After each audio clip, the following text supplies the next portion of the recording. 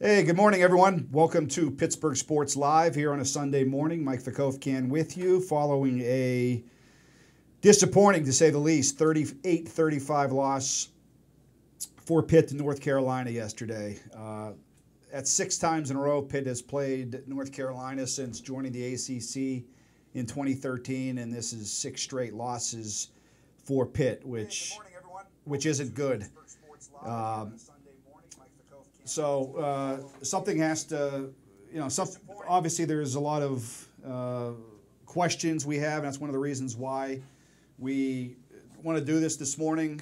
As far as the reaction we've gotten on Pittsburgh Sports Now, as far as the questions and comments, and on our Facebook page, they were out of the roof, as you can imagine. And target number one, of course, is Pat Narduzzi. We'll get to that in a second, but just some stats from yesterday's game before I start taking some of your questions. And if you have any, please send them on Pittsburgh Sports Now or on our Pittsburgh Sports Live feed. Kenny Pickett yesterday was 19 of 33, 174. Those stats don't suggest he was bad. However, I don't think he was very good. I expected more out of him. I think everyone expected more out of him. I don't think his decision-making was all that great. Actually, I thought it was pretty bad. He took a few costly sacks that were sort of Ben DiNucci-like from last year. In particular, first series of the game, Pitt was driving. They're in North Carolina's territory.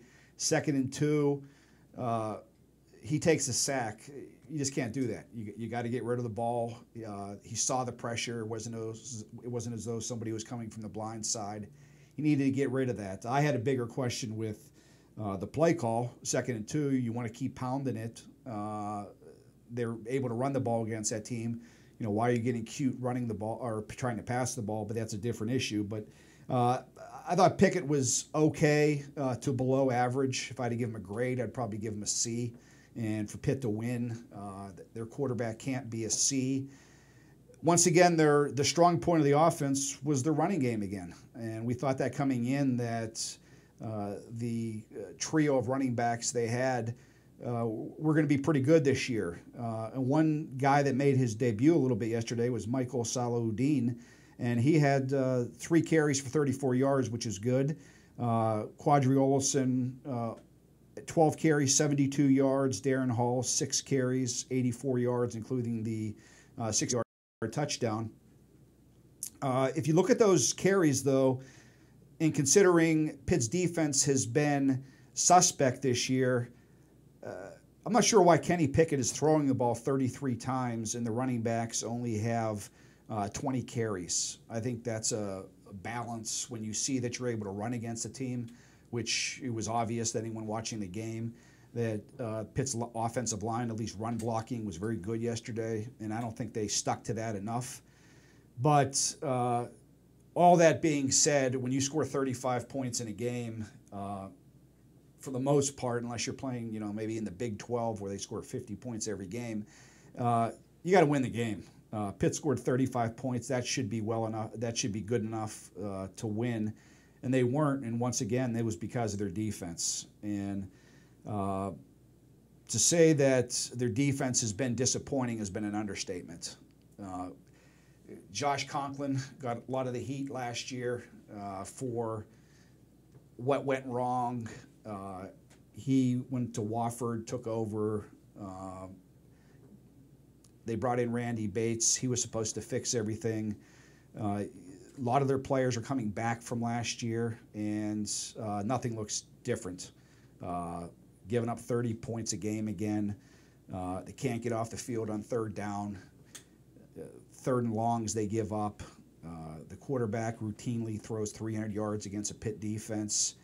They don't create any turnovers. It's the same old story, and you can blame Randy Bates, you can blame Josh Conklin, you can blame Rob Harley, you can blame whoever you want, but we all know that at the end of the day, Pat Narduzzi is in charge of this defense. He might not have the title. He has the title of head coach, but his fingerprints, everything about this defense, this is all Pat Narduzzi. So, you can throw the blame or wherever you want, but it has to. At the bottom line is it falls at the feet of the head coach, considering his background, and it's just poor, considering too how much North Carolina has struggled coming into this game. They lost to East Carolina. They lost they lost to bad teams, but somehow they're able to beat Pitt. And here's one other stat another good stat that'll make Pitt fans feel better right now. North Carolina has played last 15 games against Power 5 teams. They've only won 2 of the last 15 games. Both those games are against Pitt. I don't know what that says. Actually, I do know what it says, that Pitt coaching staff just isn't doing a good enough job getting their players prepared. They don't look like a very well-prepared team, and we saw that yesterday. So we're going to get to some questions here, but Pitt plays, just a little announcement from this morning. Because Pitt would have won, here's the other downside of yesterday's loss. If Pitt would have won, they would have been probably on ESPN2, which is a higher visibility for the program, recruits, all that stuff. Now, next Saturday's game at 3:30 is going to be on ESPNU, which is, better than nothing, but you would rather be playing on ESPN, ESPN2 channels like that. But that game, we'll see what happens. We'll get into that later on in the week, but let's focus on yesterday. I'm going to go to some Twitter right now. First question is from Sammy the Bull. Do we have any idea of what Pat Narduzzi's buyout is after Heather Light gave him a 7-year extension last year, and if we can buy him out, and would Pitt hire Art Briles? Sammy, I don't know if you're tailgating early in the morning right now, but Art Briles will never coach in college football again. After what happened down at Baylor,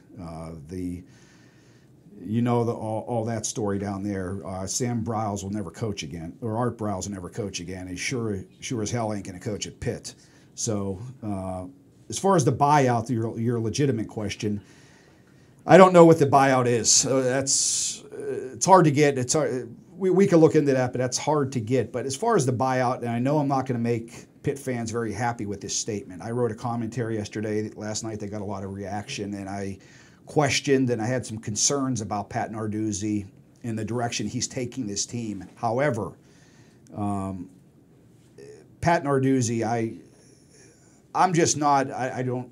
It's just me. Maybe maybe I'm foolish, but firing coaches after a couple years just isn't the end. That just doesn't fix everything. All you do is set your program back. If you want to fire Pat Narduzzi, then you're going to have to give this next coach a few years to get and then we're looking at how many years. It's now, if you want to say do some other things to try to fix some things, I'd go with that. First reaction to firing a head coach right away, it's always that's going to cure everything. That's not the case. So, but that's your question, Sammy the Bull. Let's get to Eddie Mill says, does the coaching staff work as hard preparing for the North Carolinas of college football as they do the Clemsons, Miamis, and Penn States? Well, I don't know that Penn State this year had much evidence of that, but I get your point. They seem to get up for the bigger opponents, and a lot of the lesser opponents they don't look as good at. It's a legitimate question. I'm sure they do. One of the things that you have to remember, too, is, though, that if you want to bring up Miami, they run an entirely different scheme than what North Carolina and some of those other teams do. That read pass option is something that is giving not only Pitt, but all coordinators, defensive coordinators in college football problems. And that's something that Pitt still hasn't been able to solve in 3 years. It killed him yesterday. They were going up against a backup quarterback, and they made him look like a first-round pick again, which happens a lot. And I'm sure, you could say that they don't look, but they prepare just as hard for them as anyone else. Narduzzi's defense is trash. Well, that's a good Twitter handle name. Your question: how does East Carolina hold North Carolina in 19 points and Pitt gives up 38? Good question. Defense poor. Bad tackling, that was the number one culprit yesterday. First 2 touchdowns, bad tackling by the defensive line and then the linebackers, and then once they got to the secondary, it was over. Surprising, to say the least. 38 points. Pitt, with the talent they have on the defense right now, shouldn't be giving up that many points. Let's go to a question here from Jordan Klein. What will Pitt's record have to be for Pat Narduzzi to be fired after this season? I was talking to somebody I respect in the business about this last night, actually. I don't think, barring Pitt not winning another game the rest of the year, or maybe one the rest of the year, I don't think that's.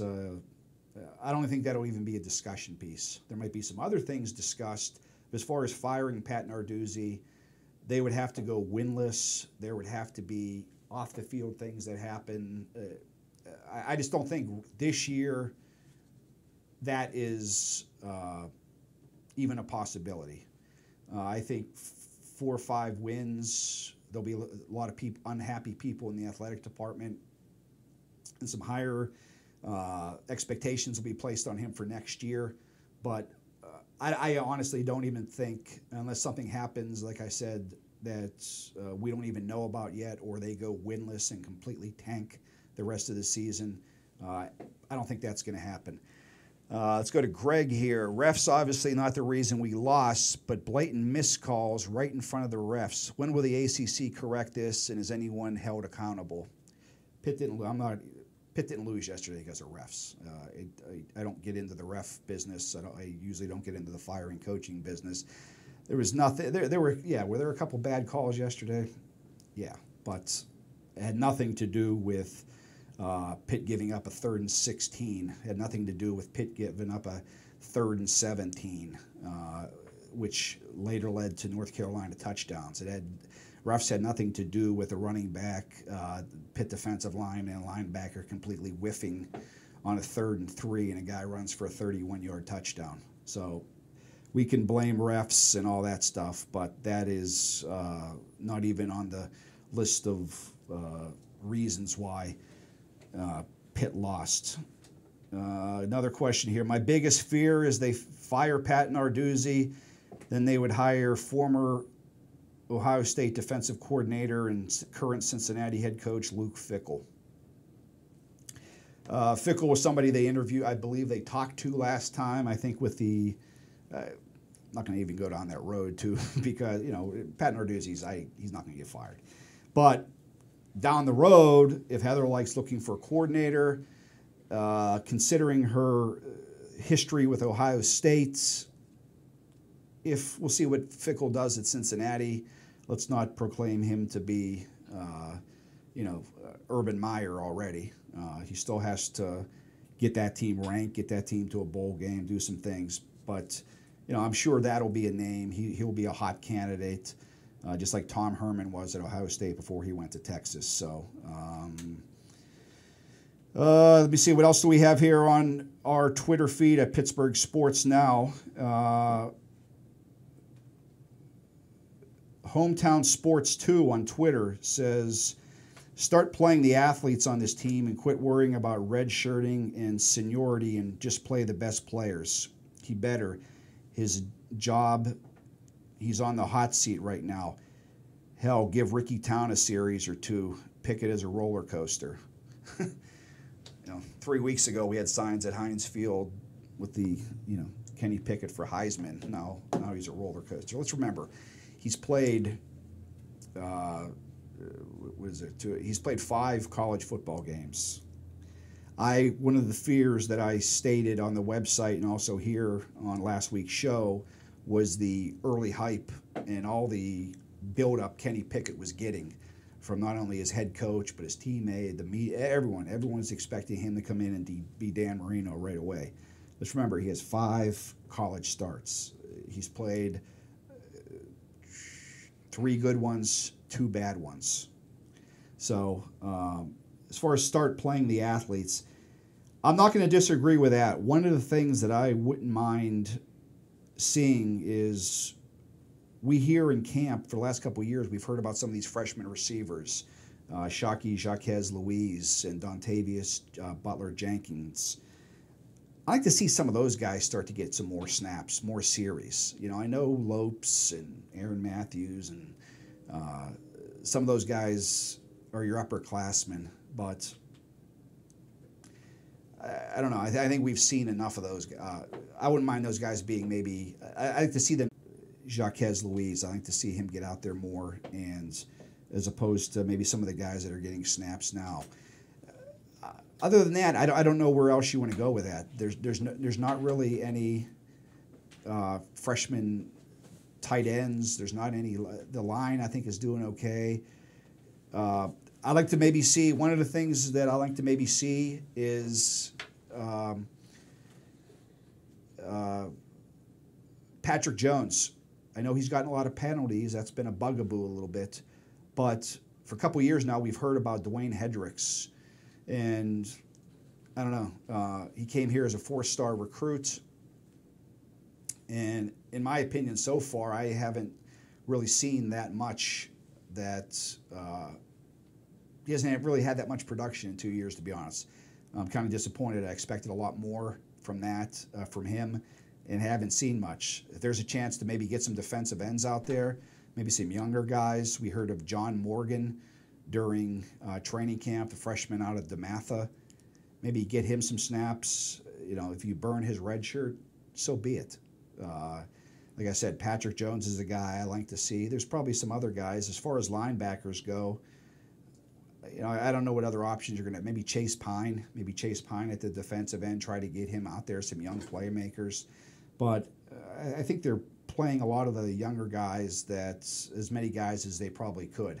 I know everyone's going to be clamoring for Paris Ford to go out there, and I don't know the reason for that. You know, we can get it. That could be a entire show in itself as to what's going on with him. Does he know the defense? I think he had a misplay yesterday that resulted in a touchdown or a big play. I don't know why he's not playing. Trust me.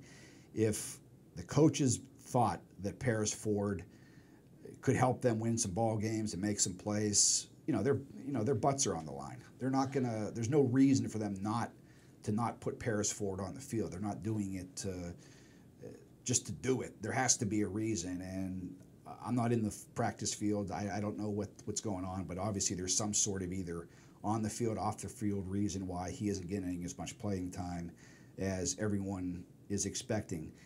The one thing that I will say though is that Pat Narduzzi gets himself in a little problems here, as far as I think hyping some players up.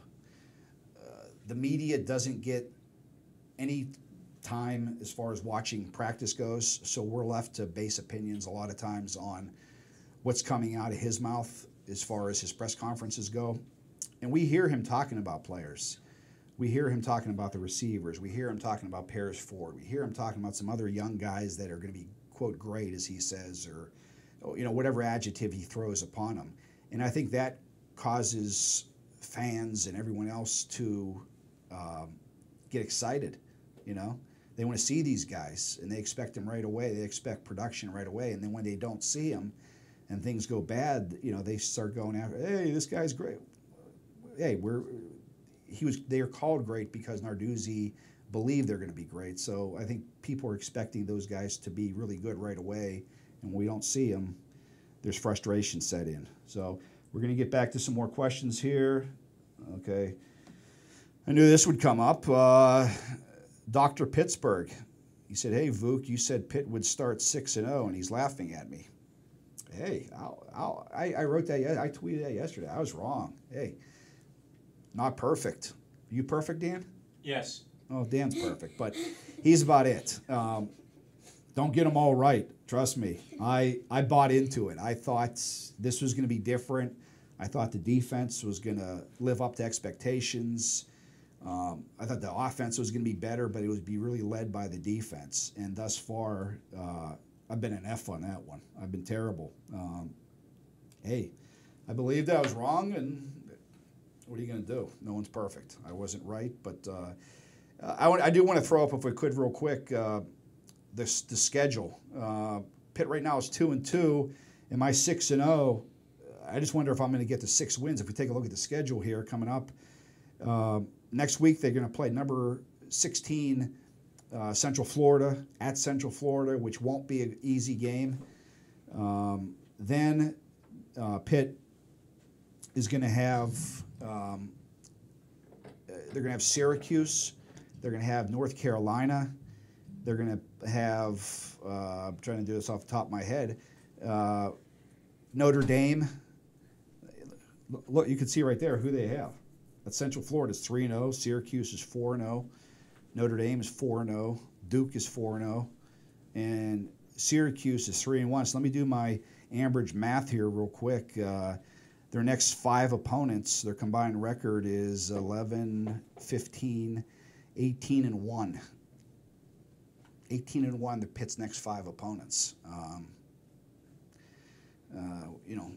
The strength of the schedule was talked about at the beginning of the season, and now we're finding that out. But you got to find a way to get it done, and it would be so Pitt-like too. I'm not going to predict. I'm out of the prediction business for the rest of the year, so I'm not going to do that. But as Craig Meyer of the Post-Gazette, who we had on the show last week, I believe he tweeted out either last night or this morning that it would be so Pitt-like to lose yesterday to North Carolina in an embarrassing game, and then everyone's on them. Everybody, Pitt stinks, fire Pat Narduzzi, all that stuff, and then go down to Central Florida next Saturday. They'll probably move up in the rankings. They'll be a top 15 team and beat Central Florida. That's how things kind of work for Pitt. They win games you don't think they're going to win, and then games that they should win, they lay an egg like they did yesterday. So another question here. Dave Burtis. John Steigerwald has stated that Pitt, being a city school, will never be able to compete with the state schools like Penn State. What are your thoughts? As far as record and prestige of the program, yeah, it's probably right. Pitt, it's one of the things that drives me so crazy when talking about those two programs. They're completely different programs. Pitt is a city school in a pro town. Penn State is up in State College by themselves. That is it up at Penn State. Football is king up there. Here, it's the Penguins and the Steelers. Pitt somewhere falls below the Pirates, or somewhere in that. But it's not even the same. And you're attracting. It's just a complete. And when the attendance issue comes up, it's such a stupid argument that I can't believe it's talked about as much as it is. As far as why Penn State is able to draw that many people, it's because they have 6 games, 7 games during a year to try to get their fan base, which is worldwide, to come to their games, as opposed to Pittsburgh. And you're asking people in Pittsburgh to spend their dollars on all this other stuff, and with Pitt, But is Pitt ever going to have a program with the bright lights as Penn State? Probably not. That time there was a short window in the 80s with Jackie Sherrill that happened. But that was different. That was pre-Penguins. It was before a lot of things. And now times are different. So no, I don't think. But Pitt can still be a very good program, very competitive. They should be a very competitive program, considering the conference and everything else. But I don't know. They're never going to be a top 10 national program like Alabama, Georgia, Penn State, Texas, Notre Dame. It's completely different. So I think that's a wasted argument that people bring up a lot. I'm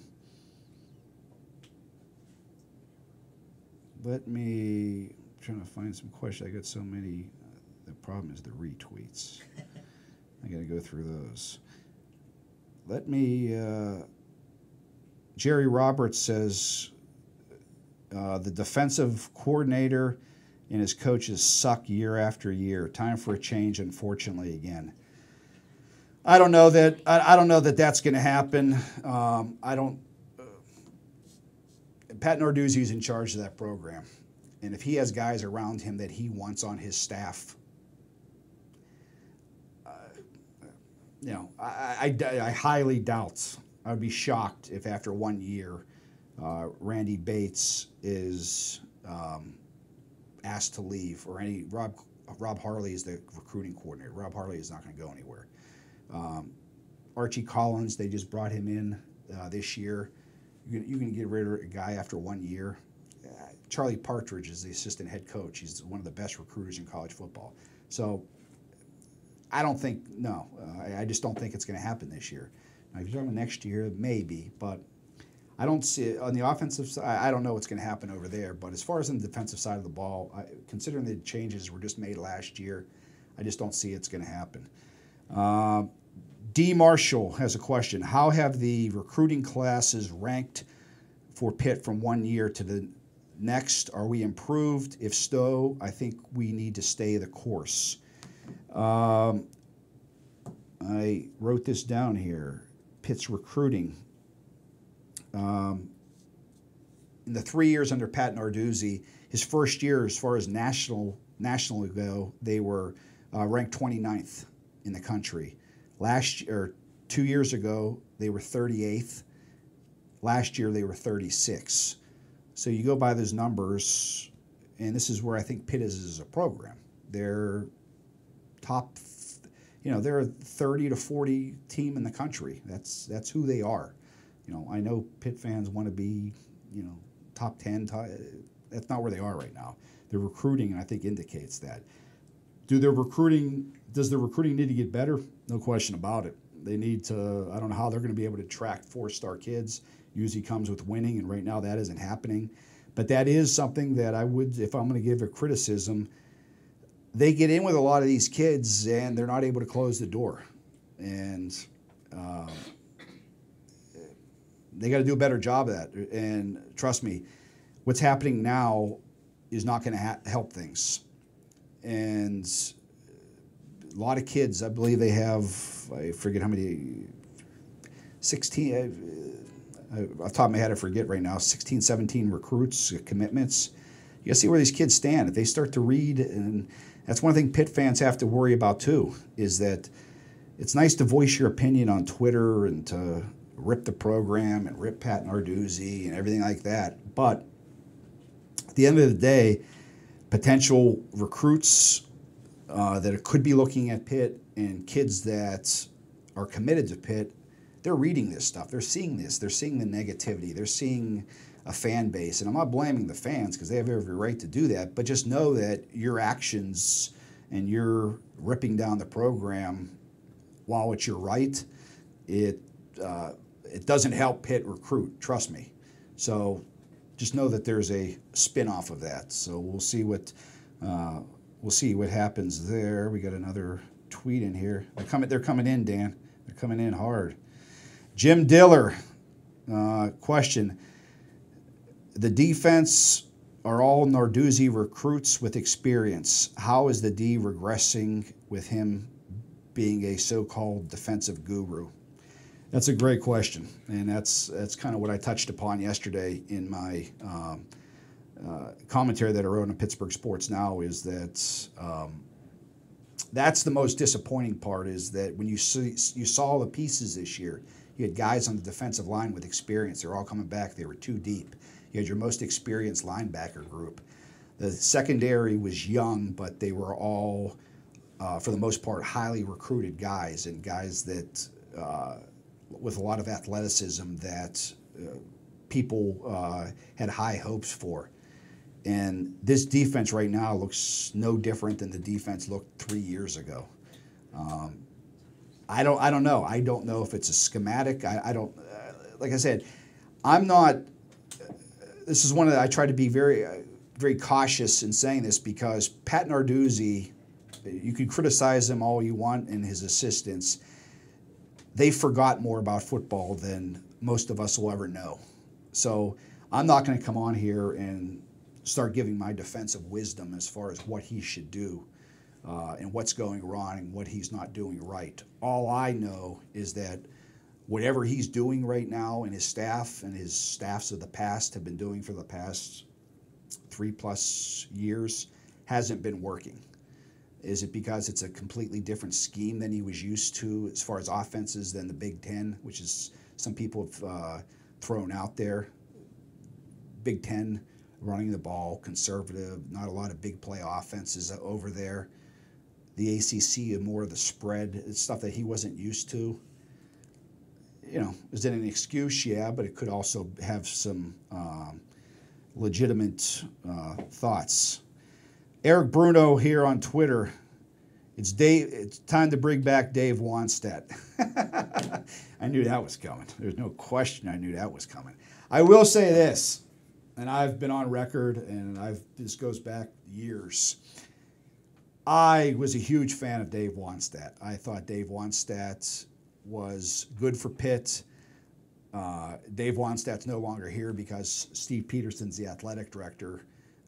They made a mistake by getting rid of him. I think he's Pittsburgh. I think he was a good recruiter. I think he was a pretty good coach. I think he was a above average coach. He wasn't a great coach, but he was perfect for what Pitt wanted to be. And if you look at his records, hey, he got guys to the NFL. He drafted well. They lost some games, some big games that could have propelled him to bigger games or championships. But for the most part, Pitt was a good football team under Dave Wannstedt. The expectations, you start to win a little bit, and then the expectations go from here up to here. And that was the case with Wannstedt. I thought it was a mistake to get rid of him, but that ship has sailed. Dave Wannstedt's making millions of dollars at Fox. He's not coming back. Doesn't have it anymore for coaching. He's doing perfect what he's doing now, but I knew that Dave Wannstedt's question would come up. Josh Caldwell, in year 4 with Wani, we won 9 games. Should have been more. In year 4 of Dues, we were heading in the wrong direction. Where would we be if we would have just kept Wani? See, this is going to turn into the Wannstedt show here, but I addressed what I was going to do on that. So I have a couple other notes here. One more question here, and we'll take questions as long as you bring them in here. Tony Bologna says, poor play calling by the loser, by Sean Watson. He has a bad history. There is definitely some legitimate to that. The trend continues. In 4 games so far for Pitt in the second half, they've given up 10 points, or they've scored only 10 points in the second half. That's adjustments, that's play, that's a lot of things, but it's almost impossible to do that. In 4 games in the second half, that's 8 quarters. You only scored 10 points, and that's including a game against Albany. That's bad. And Pat Narduzzi made a comment, I guess, going off the field yesterday. We've struggled in the second half. That's going to turn around today. We're going to come out and whatever rah-rah speech he gave it to the sideline reporter going off the field. But that didn't happen. They couldn't do it again. And Sean Watson, I will say this, his hire wasn't greeted very favorably by a lot of people. A lot of people thought that it was a conservative hire at the time. A lot of people thought that it was a buddy-buddy hire. He hasn't impressed a lot in his 2+ years. Last year, he's getting used to the new players. They had to weed out some of Matt Canada's playbook. We're into year 2 now, and we're still seeing a lot of the same things. Conservative offense, passes under 10 yards, just not a real exciting offense that we had, or that Pitt had, a few years ago. In today's college football, you got to be able to score points and have an exciting offense. And they've put up some points, but it's largely due to how effective their running game is, and they've been able to just outpower people. But that has to change, and it needs to start with a quarterback and Kenny Pay and play calling and all that. And his hot seat will be greater than I would say anyone else on this coaching staff, more so than any of the defensive coaches, more so than Pat Narduzzi. Sean Watson, if this continues, no matter how bad the defense is, people are always, one of the easy things to do is go after the offensive coordinator, and I don't completely disagree with it in this case. I'm not been a huge fan of some of the calls he's made or the personnel he's used, but let's also remember this. We only 4 games into the season, and as we saw, the schedule is daunting to say the least, but it also gives them the opportunity to, you win some of those games, and then the way you feel about yourself is a whole lot better, and the way you're perceived by people outside your office and the fan base and nationally. You pull off a win against Central Florida. You somehow beat Notre Dame, or you beat Virginia. You start beating some teams with name to it, that gets attention. And as we see here, the schedule again, Syracuse is 4-0, but Pitt always has a good history against them. The game's at home. But that would be a nice win. There's no question Dino Baber has that program on the rise. So the schedule is difficult, but that could turn into a positive depending on how things go. See if I have one more question here, and then we're going to wrap it up.